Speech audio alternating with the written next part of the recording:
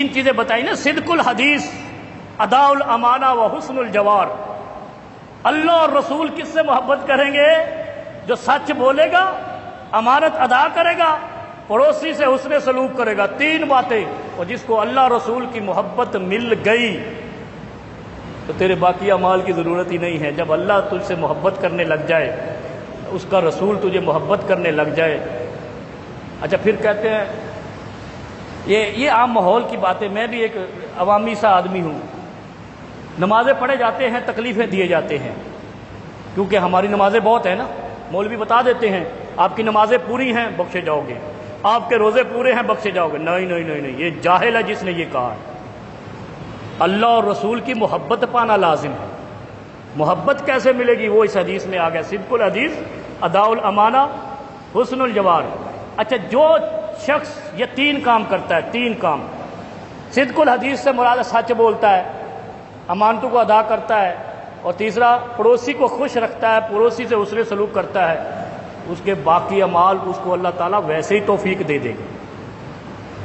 جب کسی کی نماز رہ جاتی ہے نا، یا تہجد رہ جائے، تہجد گزار آدمی اس کی تہجد رہ جائے، تو نبی علیہ الصلوۃ والسلام ارشاد فرماتے ہیں کہ اللہ نے اس سے توفیق چھین لی، وہ توبہ کرے۔ جس آدمی کی عادت ہے میں نے 5 نمازیں پڑھنی، اس کی نماز رہ جائے، تو اس کا مطلب کیا ہے؟ کوئی اس سے غلطی ہوئی ہے۔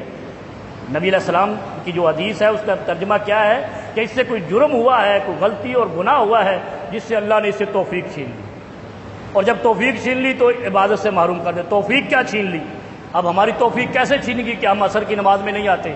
اس لیے کہ ہم نے جمعہ پڑھا ہے، جا کر جھوٹ بولا ہے، اللہ نے عبادت سے محروم کر دیا، سجدے سے محروم کر دیا۔ سوچا کرو یہ باتیں۔ اصل بنیاد کیا ہے؟ کلمے کے بعد جو کلمہ محمد رسول اللہ صلی اللہ علیہ وسلم کا پڑھتا ہے، بنیاد یہ ہے کہ سچ بولے گا۔ جب وہ سچ کی بجائے جھوٹ بولے گا، اللہ اسے سجدے کی توفیق چھین لے گا۔ جب امانت میں خیانت کرے گا، اللہ اس سے تلاوت کی توفیق چھین لے گا۔ جب قرآن کی تلاوت نہیں کرے گا، نیک اعمال ہی نہیں بنے گا۔ یہ اعمال دوسری رو میں آتے ہیں، پہلی رو میں اللہ اور رسول کی محبت پانے کی کوشش کرو، اور وہ 3 چیزیں ہیں۔ پھر یہاں کیا فرمایا؟ من کانت الدنیا ہمہ، نبی علیہ السلام فرماتے ہیں کہ جو اللہ اور رسول کو بھلا کر دنیا میں گم ہو جاتا ہے۔ گم ہو جاتے ہیں نا ہم، کیسے گم ہوتے ہیں؟ کرونا آیا ہے، ساری دنیا کو پتا ہے کرونا آیا ہے۔ پاکستان میں تو مرحلہ وار آ رہا ہے نا، ٹرین سے آ رہا ہے، کبھی جہاز سے کبھی نہیں آیا، فوراً نہیں آتا۔ یہ 1-2 ہفتے پہلے ہمیں بتانا شروع کر دیا جاتا ہے کرونا آ رہا ہے، یعنی وہ تیز رو پہ یا ایک سلو گاڑی پہ آ رہا ہے، ایسا ایسا پہنچ جائے گا اگلے ہفتے۔ کیا کیا انہوں نے؟ لاک ڈاؤن کر دیا۔ کتنا بڑا سٹور ہے آپ کے پڑوس میں، کراچی کے بڑے سٹور میں بند ہو گیا۔ ایسے ہی ہے، اگر ان کو کہو 5 وقت نماز کے وقت بند کر دو تو موت پڑ جائے گی۔ اب سمجھ آئیے آپ کو؟ وَأَنْتُمْ حِينَئِذٍ تَنظُرُونَ، جو میں نے قرآن کی آیت پڑھی ہے، وَأَنْتُمْ حِينَئِذٍ تَنظُرُونَ۔ اب ان 2-3 گھنٹوں کے اندر 1 گھنٹہ ہوتا ہے جمعے کا، یا 1.25 گھنٹہ لگا لو، اس کے اندر ہم عام دنوں میں بند کریں تو ہمارا کاروبار ڈوب جاتا ہے۔ اور جب اللہ کی طرف سے آواز آئی ہے فَلَوْلَا إِذَا بَلَغَتِ الْحُلْقُومَ وَأَنْتُمْ حِينَئِذٍ تَنظُرُونَ فَلَوْلَا وَنَحْنُ أَقْرَبُ إِلَيْهِ مِنْكُمْ وَلَكِنْ لَا تُبْصِرُونَ، جب دیکھنے والے نے اپنی بصارت رحمت سے یا بصارت قہارت سے دیکھا ہے تو سب کچھ بند ہو گیا ہے۔ اب آپ سوچ لیں، ہم اپنے نظریے میں سوچ لیں کہ جب اللہ کہتا ہے مجھے نہیں بھلانا، تو ہم اللہ کو بھلا دیتے ہیں، مسجد کو بھلا دیتے ہیں، جمعے کو بھلا دیتے ہیں، نمازوں کو بھلا دیتے ہیں، دکان بند نہیں کرتے۔ اور جب اللہ کی طرف سے وہ کوڑا آتا ہے تو پھر پورا دن بھی بند رہ جاتے ہیں۔ پھر انتم حینئذ تنظرون، پھر حسرت بڑی نگاہوں سے باہر کھڑے دیکھ رہے ہوتے ہو کرونا آیا ہے، میرا کاروبار بند ہے۔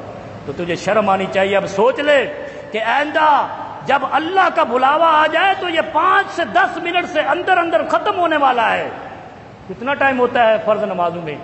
اس نماز کا وقت نکال لے، اللہ کبھی اپنی نظر قہارت آپ پر نہیں ڈالے گا، نظر رحمت ہی ڈالے گا۔ کیا فرمایا؟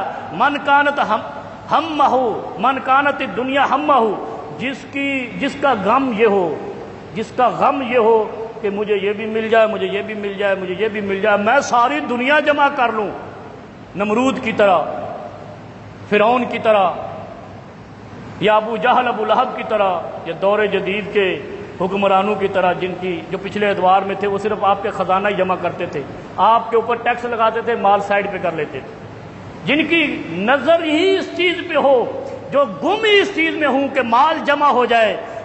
اللہ کے حبیب فرماتے فرق اللہ علیہ وجعل فقرہ بین عینیہ، اللہ رب العالمین کہتے ہیں اس کے اور دنیا کے اندر اللہ تعالیٰ ایک دیوار کھڑی کر دیتا ہے، اب وہ ادھر سے کھڑے للچائی ہوئی نظروں سے دیکھتے رہتے ہیں، ان کے پاس مال آتا رہتا ہے، ان کی آنکھوں کے آگے فقر پڑا رہتا ہے، آنکھیں للچاتی رہتی ہیں، مال ختم ہو جاتا ہے لیکن ان کی آنکھوں کے اندر حسرت ختم نہیں ہوتی۔ یہ کس وجہ سے ہوتی ہے؟ جو شخص اللہ کو بھلا دیتا ہے، جو اللہ کا ذکر کرتا ہے، اللہ نے اس کو ایک ذکر دیا ہے کہ تو خزانوں کا مالک۔ اچھا، یہ جو خزانوں کا مالک نبی علیہ السلام نے فرمایا نا، خزانوں کی چابی، ایک دعا بتائی ہے، یہ مرنے کے بعد نہیں ہے، دنیا کی ہے۔ دین اسلام دنیا کے لیے اترا ہے، دنیا کی اصلاح کے لیے اترا ہے، معاشرے کی اصلاح کے لیے اترا ہے۔ اگر آپ نے دنیا میں اصلاح والے کام کیے ہیں، آخرت آپ کی کیوں خراب ہوگی؟ جب آپ نے اللہ اور رسول کو دنیا میں نہیں بھلایا ہے تو اللہ آپ کی آخرت کیوں تباہ کرے گا؟ اللہ تو انصاف والا ہے نا۔ تو اس کا مطلب کیا ہے؟ ہم اللہ کو بھلاتے ہیں، دنیا کے پیچھے پڑے رہتے ہیں، مرے رہتے ہیں، لیکن ہماری آنکھوں کی حسرت ختم نہیں ہوتی، اور ہمارا رزق پورا ہوتا ہی نہیں ہے۔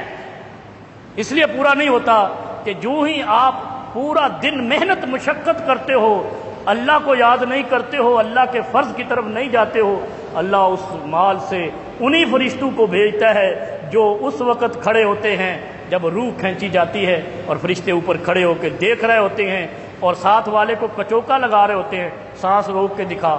پھر وہی فرشتے اس وقت تمہارے مال پہ کھڑے ہو جاتے ہیں جو سارے دن میں تم نے جمع کیا ہے، جب گننے لگتے ہو وہ اس میں سے برکت چھین کے لے جاتے ہیں، اور آدمی جو ہے نا کاغذ کے نوٹ گنتا رہتا ہے، برکت اور صبر سے محروم ہو جاتا ہے، شکر سے محروم ہو جاتا ہے، اور جو شخص شکر سے محروم ہوتا ہے اس کا رزق کبھی نہیں بڑھتا۔